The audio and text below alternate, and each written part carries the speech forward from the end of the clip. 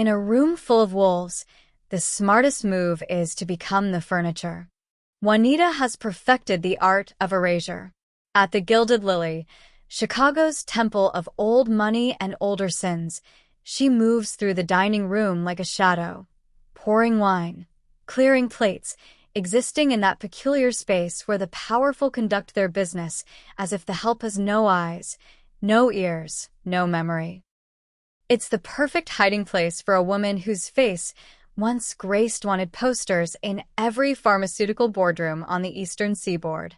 Tonight, the room reeks of Cuban cigars and desperation masked as confidence. Juanita's hands are steady as she approaches table 7, though her pulse quickens when she recognizes the man seated there, Minjun, the dragon, the biotech kingpin whose empire she robbed blind 2 years ago. His neck tattoos wind up from his collar like smoke, his unbuttoned shirt revealing ink that marks him as untouchable, unforgiving. He doesn't look up as she refills his water glass. Good. Invisibility intact. But then she sees it. The man to Minjun's left, the one in the forgettable corporate suit, makes a gesture so subtle it would be invisible to anyone else. His hand dips toward Minjun's wine glass. A flash of violet catches the candlelight as powder cascades into the dark red liquid, dissolving instantly into a shimmer that makes Juanita's blood run cold. She knows that shimmer. She created that shimmer. Compound 88. The neurotoxin she engineered in her previous life. The one that paralyzes within minutes, kills within an hour, and leaves no trace except a faint luminescence that only trained eyes would recognize. The very weapon that made her a fugitive when she refused to let them turn it into a product. Minjun's fingers curl around the wine glass stem. Juanita has 1 second to make a choice. Maintain her invisibility and let the monster who's hunting her die, or shatter everything she's built to save the life of a man who would destroy hers the moment he learns who she really is. She moves. The water pitcher tilts in her grip, accidentally, catastrophically. Crystal cold water floods across the white tablecloth, drenching the bread basket, the silverware, and most importantly, cascading directly into Minjun's wine glass with such force that red liquid explodes across his chest, his suit, his tattooed throat. "Oh God, I'm so sorry." Juanita gasps, her hand landing on Minjun's shoulder, a touch that breaks every rule of server-client distance, a breach of protocol that transforms her from invisible furniture into a flesh-and-blood problem. Minjun doesn't curse, doesn't shout. His dark eyes lift slowly from the ruined wine to her face, and in that moment, Juanita watches something dangerous shift behind his gaze. He's not looking at a clumsy waitress. He's looking at someone who just made a calculated move. Someone who knows exactly what she's doing. "Interesting," Minjun says softly, his voice carrying the weight of a death sentence. His hand moves with cobra speed, gripping her wrist before she can pull away. "Because that was the least clumsy spill I've ever seen." The man with the poison stiffens. The dining room goes quiet, and Juanita realizes with crystal clarity that invisibility was never going to save her. It just bought her time. Time that just ran out. Subscribe to see how this unfolds and comment where you're watching from. I will love to say hello to you. The dining room erupts in polite chaos. Managers materialize with fresh linens. Other servers swoop in like vultures to salvage the moment. But Minjun's grip on Juanita's wrist doesn't loosen.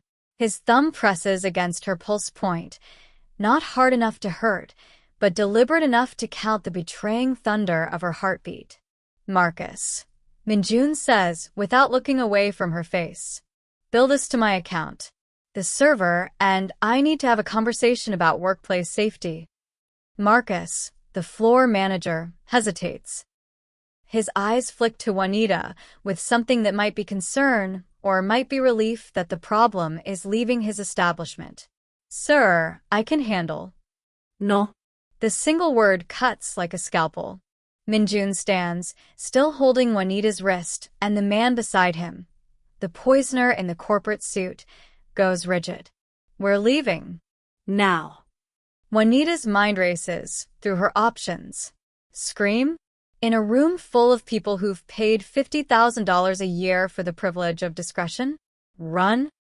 From a man whose security detail is probably already blocking every exit? Her daughter's face flashes through her mind, safe at the babysitter's, oblivious to the fact that her mother just made the stupidest decision of her life. Or maybe the only decision that mattered. The night air hits like a slap as Minjun guides her through the kitchen exit. A black SUV idles in the alley, windows tinted dark enough to hide bodies. The rear door opens as if on command. Get in, Minjun says quietly. Or I make a phone call, and every law enforcement agency in Illinois learns that Dr. Rachel Benjamin is alive and serving wine in Chicago. The name punches through her like a bullet. Rachel. The identity she buried 2 years ago, along with her career, her reputation, her entire existence. Juanita, the nobody, the invisible woman, was supposed to have erased Rachel completely. She gets in the car. The penthouse sits 90 floors above the city, all glass and steel and the kind of view that makes you feel like a god.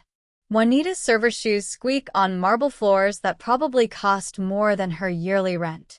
Minjun hasn't spoken since the car pulled away from the restaurant, but his silence feels like a clock counting down to detonation.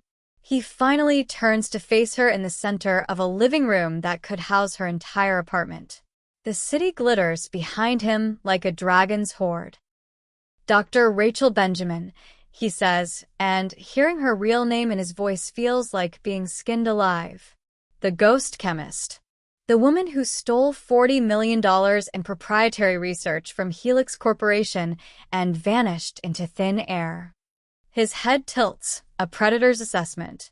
Except you didn't vanish. You just became remarkably uninteresting. I don't know what you're. Don't. The word cracks through the air. Minjun crosses to a bar cart, pours 2 fingers of scotch, and doesn't offer her any. You recognized what was in that wine. You moved with precision, not panic. And when you touched me, his fingers brushed his shoulder where her hand landed. You were checking my pulse. Medical training. Chemical expertise. A very specific kind of fear. He drinks, watching her over the rim of the glass. So here's what's going to happen, Dr. Benjamin. You're going to prove to me that my wine was contaminated. You're going to tell me who wants me dead. And then I'm going to decide whether you're worth more to me alive or as leverage with Helix Corporation. Juanita's jaw tightens. I need my apron. Already here. He gestures to a steel table where her wine-stained apron sits like evidence at a crime scene. Beside it, a chemistry set that would make a university jealous. You have 20 minutes. Convince me. Her hands shake as she approaches the table, not from fear, but from the sharp, painful relief of touching scientific equipment again. It's been 2 years since she's done real work, real chemistry. 2 years of hiding her mind behind drink orders and fake smiles. The violet shimmer is still visible on the fabric under UV light. She scrapes a sample, adds reagents, watches the chemical dance she once knew by heart. But something's wrong. The compound isn't breaking down the way compound 88 should. It's more stable, more complex. It's not a neurotoxin, she says slowly, her mind clicking through possibilities like tumblers in a lock. It's a bioluminescent marker. Genetic tagging technology. Meaning someone wasn't trying to kill you. She looks up, meeting his eyes. They were trying to track you. Minjun's expression doesn't change, but something dark flickers behind his gaze. Who made this compound? Juanita's throat goes dry. I did. Both versions. The neurotoxin and the tracker. They were part of the same research program at Helix, genetic identification and elimination. I developed the tracker first, then they wanted me to weaponize it. When I refused, they locked me in the lab and told me I didn't get to have ethics anymore. Her hands curl into fists. So, I took the research and ran. And now someone is using your work to track me. Minjun sets down his glass with deliberate care. Which means someone has access to what you stole. Or someone at Helix recreated it from my notes. Or, Minjun says, pulling out his phone, someone you trusted betrayed you. The next hour blurs into motion. Minjun makes calls in 3 languages while Juanita stands by the window, watching the city breathe below. She should be terrified. She should be planning escape routes. But something about Minjun's cold efficiency feels almost safe. Like standing in the eye of a hurricane. Found him, Minjun announces. Anthony Adams. Corporate consultant, frequent Gilded Lily patron. Currently in a parking garage in the West Loop. He grabs a jacket. You're coming with me. Why would I? Because if he poisoned me to get to you, your daughter is already on his list. The world stops. How do you know about my daughter? Minjun's smile is a blade. Dr. Benjamin, I've known exactly who you are since the moment you walked into my line of sight at that restaurant. I make it my business to know every threat in my vicinity. The question is, why did you save me? She doesn't have an answer. Or maybe she does, and it's too complicated to explain, that some part of her couldn't watch her creation kill someone, even someone dangerous. That invisibility only works until you see something that forces you to be seen. The parking garage smells like oil and decay. Anthony Adams stands beside a sedan, one hand reaching for his door when Minjun's security detail materializes from the shadows like smoke given form. The man freezes, hands rising slowly. Mr. Yun, he says carefully. This is unexpected. CIA. Minjun states flatly. You're not even trying to hide it anymore. Anthony's jaw tightens, then releases. Some calculation happens behind his eyes. Fine. Yes. Imteya. And you're being set up for treason by someone in your own organization. Explain. Your chairman, Lee Sang-min, is trafficking bioweapons to North Korea. He's using your company's logistics network, your warehouses, your ships. When the deal goes bad, and it will, all evidence points to you. You take the fall. He takes your empire. Juanita watches Minjun's face. Watches the betrayal hit like a physical blow before he locks it down behind that mask of control. Why frame me? Minjun asks. Why not just kill me? Because he needs you alive long enough to cure you. Anthony's eyes flick to Juanita. You're dying, Mr. Yun. Early onset, neurodegeneration. Hereditary. Fatal. And the chairman has spent the last 2 years funding research for a cure, research that requires very specific genetic material. The pieces click together in Juanita's mind with horrifying clarity. My daughter, she whispers. The rare gene sequence I identified in her blood work. The anomaly that makes her immune to neurotoxins. And the only viable donor for a gene therapy treatment, Anthony confirms. The chairman has been searching for her since he got hold of your Helix files. When he found her, he found you. And when he learned you were serving wine to the man he's supposed to cure, Anthony's expression hardens. Dr. Benjamin, his extraction team entered your babysitter's house 7 minutes ago. Juanita's world tilts. Minjun is already moving, phone to his ear, barking orders in Korean. The security detail scatters to vehicles. But Juanita stands frozen, her mind locked on a single, terrible image, her 6-year-old daughter, terrified, being dragged away by men with needles and cold eyes. The airfield, Anthony says urgently. Private strip in Gary, Indiana. That's where they're taking her. You have maybe 30 minutes before that plane is in the air and gone. Minjun's hand closes around Juanita's arm. Not cruel, but unyielding. Can you fly a helicopter? She blinks. What? No. I can. He's already pulling her toward the garage exit. And it's faster than driving. Move. The world becomes a blur of motion, racing through streets, climbing into a helicopter on a rooftop pad, the sickening lurch as they lift into the sky.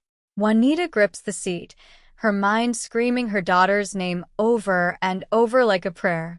"Why are you helping me?" she shouts over the rotor noise.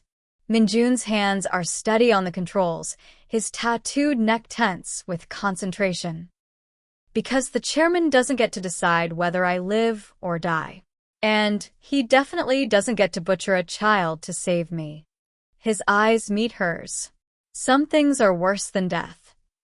The airfield materializes below, a single strip of tarmac, a handful of hangars, and one small jet with engines already spinning up. Juanita spots the black van, the men in tactical gear, and there, small and struggling in someone's arms, her daughter. Minjun sets the helicopter down like a bomb, rotor wash scattering the extraction team. He's out before the skids touch ground, and the men recognize him immediately. The infamous Dragon, their employer's most valuable asset. "Stand down," Minjun orders, his voice carrying absolute authority. "Put the child down and step away." "Sir," one of the men begins, the chairman's orders. "I don't care if God gave you those orders. Put her down, or I will personally ensure that every single one of you loses everything you've ever valued." Something in his voice, some quality of absolute certainty, makes them hesitate. And in that heartbeat of hesitation, Juanita runs. She crashes into the man holding her daughter, ripping Maya from his arms with the desperate strength of every mother who has ever fought for her child. Maya's small body trembles against her, and Juanita feels the wetness of tears.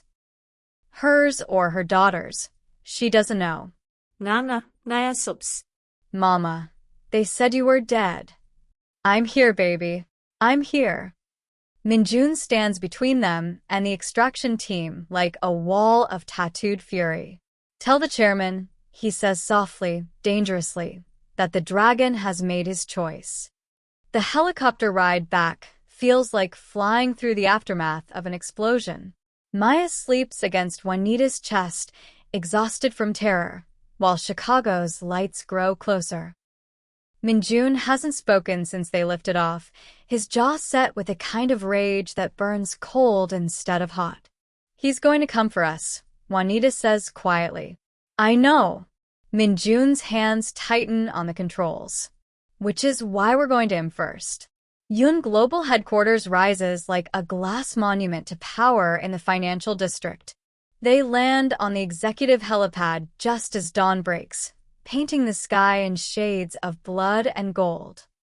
Anthony meets them with 2 FBI agents, their expressions grim. "The chairman's in his office," Anthony says. "We've got warrants, but he's claiming diplomatic immunity through his North Korean contacts." "He doesn't get immunity from me."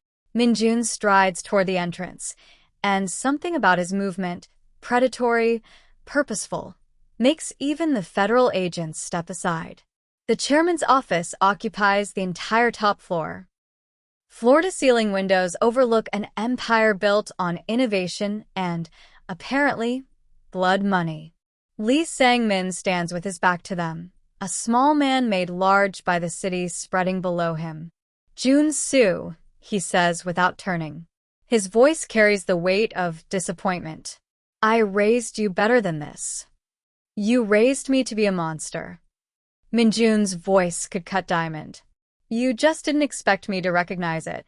The chairman finally turns. He's older than Juanita expected, his face carved by decades of difficult decisions. But his eyes hold a terrible kind of love that makes her skin crawl. "Everything I did was to save your life," the chairman says softly. "The weapons deals, the research, the girl, all of it to give you a future." 6 months, maybe less. The tremors have started, haven't they? The gaps in your memory? Minjun's silence confirms it. "I found a cure," the chairman continues, moving closer. "The only cure. A gene therapy derived from a child with a specific genetic anomaly. Yes, it requires extraction. Yes, it crosses ethical lines. But you are worth more than ethics. You are worth more than one child's comfort. You are my son in every way that matters. That child has a name, Juanita says, her voice shaking with fury. She's 6 years old. She likes dinosaurs and refuses to eat vegetables, and she trusts that adults will protect her, not harvest her like she's spare parts for your redemption project. The chairman's gaze shifts to her, dismissive. You abandoned your research. You chose to hide rather than complete work that could save thousands. Don't lecture me about ethics when you let genius rot behind a waitress apron. I chose not to build weapons. And I chose to save my son. The chairman spreads his hands. We all make choices, Dr. Benjamin. Mine simply required courage. No, Minjun says quietly. They required monstrosity. And I won't let you turn me into the same thing. He steps forward, and Juanita sees the tremor in his right hand, barely visible, but there. Evidence of the disease eating through his brain. If living means becoming someone who traffics children, who builds weapons, who treats human beings as raw materials, then I choose to die as myself. You're being foolish. I'm being human. Minjun's voice breaks on the word. Something you stopped being a long time ago. The chairman's face crumples. For a moment, Juanita sees the man behind the monster. Someone who loved too much, too desperately, and twisted that love into something unrecognizable. Take him into custody, Anthony says, and the FBI agents move forward. But the chairman is already backing toward his desk, hand reaching for something. If I can't save you, he says to Minjun, then there's no point to any of this. The lockdown alarm screams through the building. The safe house in Evanston is supposed to be untraceable, a suburban home that Anthony secured through CIA channels, unremarkable and therefore invisible. Maya colors at the kitchen table while Juanita watches the street through gaps in the blinds, her entire body vibrating with infused adrenaline. Minjun sits on the couch, his tremor worse now. Stress, the doctors said. The confrontation with the chairman accelerated the disease progression. He has weeks now, not months. You should sleep, Juanita says. I'll sleep when I'm dead. His smile is bitter, which is apparently soon. Minjun. The lights cut out. For one heartbeat, the world holds its breath. Then Juanita hears it, the soft hiss of gas flowing through the vents. Her chemistry training kicks in immediately. She recognizes the smell, the way it makes her eyes water. Maya. She lunges for her daughter as the little girl starts to cough. Minjun is already moving, ripping curtains down to stuff against the vents. But it's too late. The gas is everywhere. The front door explodes inward. The chairman stands silhouetted in the frame, no longer the polished executive, but something feral and desperate. He holds a gun, not pointed at Minjun but at Juanita. Give me the girl, he rasps, his own eyes streaming from the gas. Give me the girl, and I let you both live. She's a child, Juanita chokes out, pulling Maya behind her. She's a cure. The chairman's hand shakes. I escaped custody. I cut the power grid for 6 blocks. I have nothing left to lose, Dr. Benjamin. Give me the girl, or I will take her from your corpse. Minjun stands. The tremor in his hand has spread to his whole arm, but his voice is steady. No. Jun-soo, don't be. You want to shoot someone, shoot me. Minjun moves between the gun and Juanita, his tattooed neck exposed. Vulnerable. But you don't get to hurt her. You don't get to hurt the child. Not for me.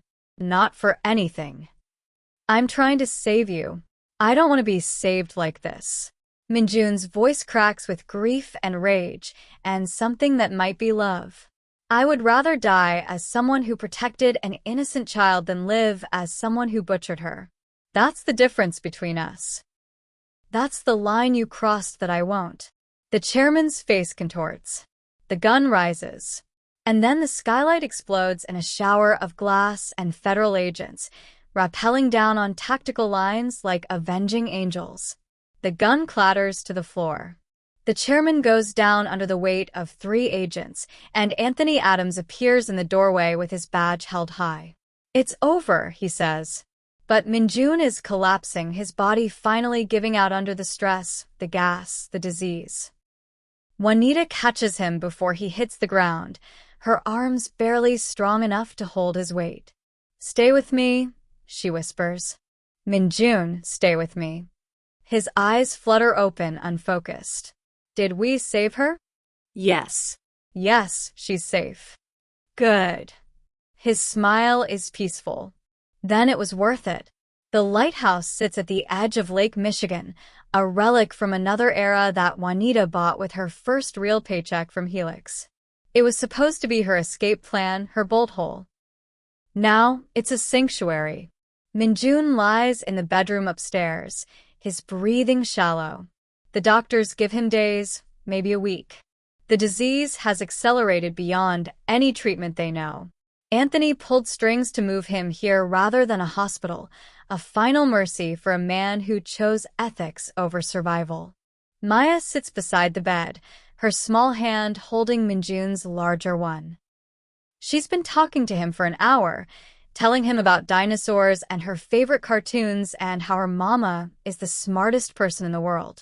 I could help, Maya says suddenly. Juanita looks up from her research notes. 2 years of hidden work, studies she conducted in secret, theories about ethical genetic therapy using stem cells instead of forced harvesting. Baby, what do you mean? The doctors said, he needs special cells. I have special cells. Maya's face is serious. Older than 6 years should allow. I could share. Like when you share toys at school. Maya, sweetheart. Those bad men wanted to hurt me to take my cells. But if I give them myself, then it's not bad, right? It's just sharing. Juanita's throat closes.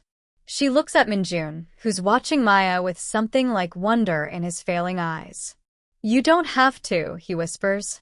I know, Maya says. But you saved me from the bad men. And you made Mama stop being sad. So, I want to help. She looks at Juanita. Is that okay, Mama? Juanita thinks about ethics, about choice, about the difference between taking and giving. She thinks about how her research was always meant to heal, not harm. And she thinks about how her daughter, at 6 years old, understands consent better than the chairman ever did. If you're sure, Juanita says carefully, and if it doesn't hurt you, and if we do it the right way with doctors and safety and you can say no at any time. I'm sure, Maya says firmly. The procedure takes 3 weeks. Bone marrow extraction from Maya, minimal, ethical, with her informed consent at every step. Gene therapy synthesis, using Juanita's hidden research and equipment Anthony sources through CIA channels. Doctors who understand that this is about healing, not harvesting. Minjun's recovery is slow but steady. The tremors fade. His memory sharpens. The scans show his neurons regenerating, building new pathways around the damage. 6 months later, they stand in an empty warehouse that smells like fresh paint and possibility. Nexus Bioethics reads the sign above the door, a research lab funded by Minjun's fortune and guided by Juanita's principles. We'll do real work here, Juanita says, watching workers install equipment. Cures that don't require victims. Science that helps instead of harms. We'll do it together. Minjun's hand finds hers, his fingers steady now, strong. Partners. Partners, she agrees. That evening, they return to the lighthouse. Maya is at a sleepover, leaving them alone with the sound of waves and the dying light of day. Minjun leads Juanita to the tower's observation deck, where the lake spreads to the horizon like liquid silver. I was ready to die, he says quietly. I'd made peace with it. And then you spilled wine on me, and everything changed. I couldn't let my creation kill someone, Juanita says. Even someone dangerous. Especially someone dangerous. He turns to face her, and in the golden light, his tattoos look less like marks of violence and more like art. You saw humanity in a monster. You gave me a chance to choose who I wanted to be. He drops to one knee, pulling a ring from his pocket. Now I'm choosing you. Will you marry me? Juanita looks at this man who stood between a gun and her daughter, who chose death over monstrosity, who helped her transform from invisible to essential. She thinks about how love can save or destroy, depending on whether it sees the other person as human or as means to an end. Yes, she says, pulling him to his feet. Yes. They kiss as the sun sets, two people who learned that visibility isn't weakness. It's the only way to truly be seen. And in being seen, truly saved.